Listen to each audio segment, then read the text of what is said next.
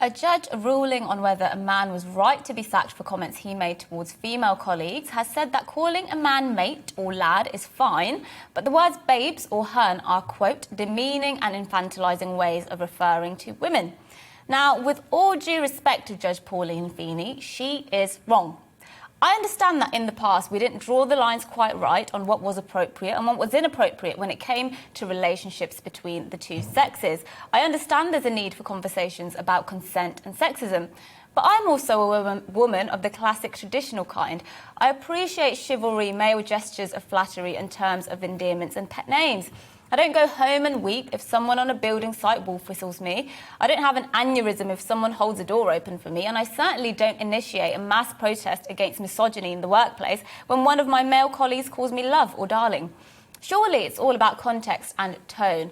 Judge Feeney deems the word mate as a pet name, which isn't demeaning, except I've certainly heard the word mate deployed plenty of times when people want to be condescending and passive-aggressive.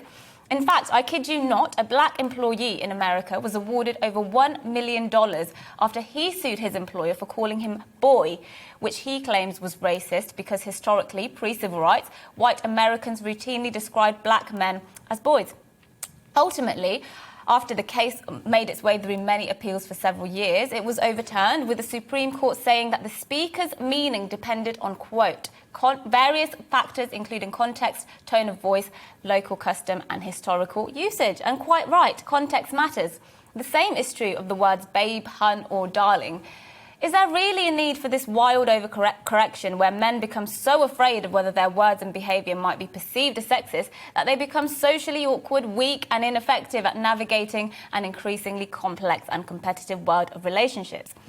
Judge Feeney thinks it's demeaning and infantilising for a man to call me hun or babes. I think it's quite infantilising of Judge Feeney to suggest that I, as a woman, should be offended by those words.